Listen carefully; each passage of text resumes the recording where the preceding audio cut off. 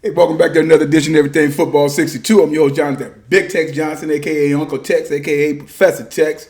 Hope y'all doing good on y'all little Super Bowl Sunday and whatnot, waiting for the game. I got my dip going on, man, getting ready to cook up my peppers and sausage and whatnot. About to do a little something, man, have a few, what I'm saying, get ready for the game. Looking for Kansas City to do what they supposed to do, do what they supposed to do. My man, the great Bobby Bell, greatest first outside linebacker in the game. Period in the story, you know what I'm saying? But Hall of Famer, as well as that's where he's supposed to be at. That's where he's at. And looking forward to the game, see what's going on. A lot of history made and stuff like that. I might do another little progress on some stuff. I want to talk about Patrick Mahomes a little bit. Certain unfair things that I don't like what's going on with him, and all he's doing is playing ball. But this is to the story. This is for the this is for my man Joe Cunningham. Asked me like do a was I going to do anything about some of the Hall of Fame class and whatnot that came up here that was announced there last night? And I really agree with this particular Hall of Fame class and everything. Definitely, that fiasco last year, I didn't like it. I think a lot of that came because it was the 100-year anniversary and all that type of stuff. Still didn't like it. There was some gimmies in there that I didn't think should have happened and whatnot. So I just kind of, just like to be, the majority players in there, and then you have your, a contributor and stuff like that or whatever, and an old school person, and and all that and whatnot. I'm not a big proponent. I'm not a big fan of the old school committee because them guys played and was young at one time or another. Either you're the best in your business at that time or you're not. And guys getting up in there after they're dead and all this stuff, I don't really like that. But I'm going to run down the list on these guys, and it was a good class. It's a good class. Charles Woodson, one of the best have done it. My man, did everything that you wanted him to possibly have done. Did switch to safety later on, got him a ring and whatnot, defensive player of the year. My man that won the Heisman back in the day and stuff like that, first defensive player to do that. Charles Woodson was like that. He was that guy. Could do it all and then change over to safety and whatnot later on in the career. I guess guys in corners got to slow up a little bit, but man, he put that helmet on you and whatnot. And my man was like that. So it was definitely great to see him come in there and whatnot.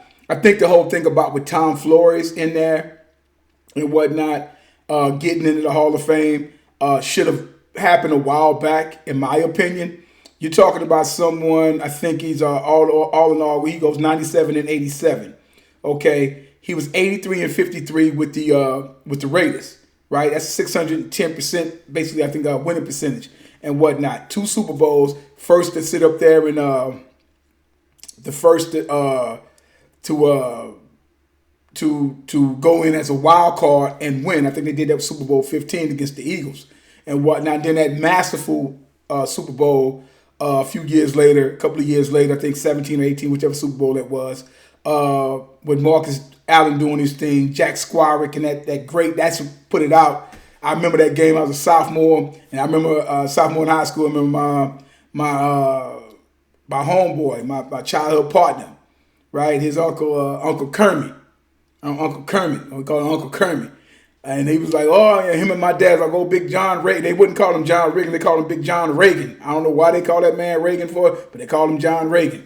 Reagan going to run all over them boys. I said, he ain't going to run over them boys. I said, they got something for that. And I told him that. And then, come to find out, was it 39-3? But when Jack Squarick did what he did, I knew that. I was like, it's going to be that game pretty much over with. And Washington, they offensively was a juggernaut that year. But Flores got 2 Super Bowls with that team and like I said, went 83 and 53. And but I think what and it's Hispanic coach and everything like that. First of that, so and plus I like that commercial him and his grandson did not too long ago. It's pretty funny and whatnot. And I was like, he deserved it. And I remember looking up and stuff. I was like, he need to be over there and be in the Hall of Fame. They should put him in there like that. I think what hurt him was latter on coaching the Seahawks where he went 14 and 34. That hurt him. I mean, he could have just stopped coaching when the Raiders got rid of him. He could have stopped coaching, and I think he would have been fine. It might have taken him a while still to get in, but not as long as it took now. I think he might have got to put in a decade ago. Maybe. Because remember, John Madden flamed out and only coached, I think, like 10 years or something to that effect. And flamed out, and they took him a while, but, and whatnot. And the guys won a lot of ball games, right? But that his Seahawks history, 14-34, that's hard to overcome. But I think they finally went on, and that's what I'm saying. If you play a decade, and 65 to 70% of your career, you're dominant, dude, and you're winning, and you've done some things, there's no reason why you shouldn't basically be in the Hall. I'm just saying you have to be dominant, and you have to be the top dog at your position now. I'm not just saying give it to somebody. You got to be top dog at your position, right? Peyton Manning, everybody knows that's going to be first ballot. Just like even with Charles Woodson. 7-time first team all. No other quarterback has even done that. I think the only, Johnny Unitas, I think did 4 or 5 first teamers. First team, time. Talking about somebody, Manning, 10-time All-Pro, 7-time first teamer. That's just pure dominance. 5 MVP awards. 141-67 with Indianapolis, 45-12 with Denver. In 4 years with Denver, he threw 140 touchdowns. He missed like 6 or 7 games his last season there. You got to think that sometimes, man, really, you got to think that if he didn't have that neck injury, and I think that everything was fine for him, but I think the throwing motion and the neck and all that stuff together, I think Manning would have played an extra couple of years. But he got hurt, and like that old wizard on, Santa Claus coming down, he had a few trinkets left and whatnot, mustered up a 7-2 record, eased him over and got him over in the playoffs, won the playoff games against that of Brady in New England, and got him to the Super Bowl, and hard fought game for a while, then went on and take it to the next level, and he ended up getting that ring and ended up bowing out and going out. One of the best that ever done it. Everything that you want in a quarterback, his face would be there. Everything you want in a quarterback. And I love this game. Love how he even played with, and I saw that from high school. Calvin Johnson, Megatron, what else you got to say? It's just a shame. And at least this is a treat for that young man. And definitely kudos to my man there, And just love this game. But it's just sad that he was over wallowing around in that cesspool organization called the Detroit Lions and just wasted away over there. And so at least this is a prize for him, much like Barry Sanders, right? That shows you what Detroit does. And in my opinion, they need, I remember, guys, I've done a show about that, about owners who I think, even though it sounds crazy what I say, but I think that if you are a losing franchise for X amount of years, that you shouldn't be able to have your team no more in the NFL. You need to forfeit that to somebody else. That's just my take on it. They're just horrible. You got talent like this, and these guys are first ballot Hall of Famers. These guys changed the game. The guy, come on, man. So you know how I feel about that situation there and whatnot. So Megatron, over 1,900 yards. You're looking at somebody could have got close to 2,000 yards, and he can still be playing. This dude's a physical specimen. The yards, everything. I think 4 or 5 time first team All-Pro. Of course, 5, 6 times I think in the Pro Bowl and stuff like that or whatever. What else did you want the young man to do? He did everything possible to try to help that franchise win, only for them not to literally. It just horrible. 3-time first team All-Pro and whatnot. So it's like, he ain't but 35 now. But it's sad though.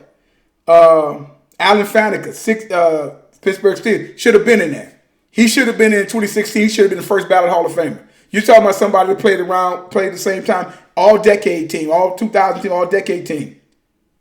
He was around, and he's in the same company as Will Shields, Steve Hutchinson, right, and Larry Allen.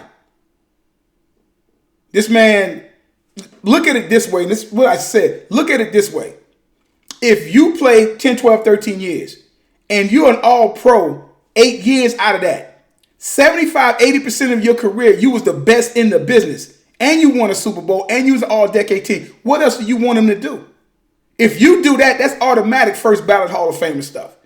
Automatic first ballot Hall of Famer. Automatic. Fanatic, I've been saying about Fanatic for the last couple of years. I'm like, why isn't he in the Hall?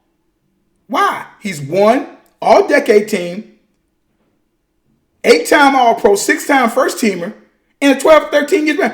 80% of his career, he was the best in the business.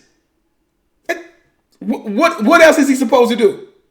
Okay? So I'm glad he's up in there. Should have been in there. I was talking about him like last year before that.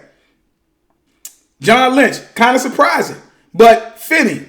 Fitting that the Super Bowl's played in Tampa, and he was that next cog. You had the great Derrick Brooks, the great Warren Sapp, and then of course, Lynch, he'll put that thing on you. He will put that helmet on you. 4-time All-Pro, 2-time first teamer, 2-time second teamer, 9 times Pro Bowl. So his peers definitely loved him. He'll put it on you. He'll put it on you. Like a lot of cats, white boy hit you, boy, stuff like that. So it's like he'll put it on you. You know what I'm saying? Kind of in that mode of like them guys like, Gary Pensick and guys like that, Cliff Harris and whatnot, but bigger, and he'll put that hat on you. He will put that hat on you. I'll give him that. He will put that hat on you and whatnot. And that's an ode to them, ode to that of those Tampa's team that was basically built off of defense. And them guys had a lot of good defenses over there. Like I said, spearheaded by guys like Brooks, Warren Sapp, Simeon Rice later on and whatnot, guys like that. And of course, with John Lynch. So, kudos, so he's deservedly so. I didn't think he'd probably ever get in, but I'm like, it's cool that he got in. He got in around the time that he was supposed to have gotten in, which is cool with him. Like I say, you see him play, like I say, them guys at Tampa too, he put that thing on you. And then the great Bill Nunn, used to be a writer and everything like that, a reporter, writer, whatever, and stuff like different newspapers and stuff like that. Had a pipeline that HBCUs. Responsible for getting guys like John Stallworth, Donnie Shell, the great Mel Blount, and even later on, even Jack Lambert from out of Kent State, skinny linebacker, you know what I'm saying? And whatnot, and a lot of guys, and as like I said, so he brought in a lot of help, bringing a lot of talent there, long overdue. Like Master P said, give me my flowers now, don't wait till I'm passed away. So he should have been in the Hall of Fame. I mean, he was around. He was responsible to help talent-wise for 6 championships in that particular franchise. He was a scout, newspaper reporter or whatever, or newspaper writer, I should say, and then ended up becoming a scout for the Steelers. And he's responsible for some of them guys, some of the great talent to come in there. And all those guys that I named, all of them are in the Hall of Fame. And some of them, like, especially with, I think, Mel Blount, one of the best corners that ever done it.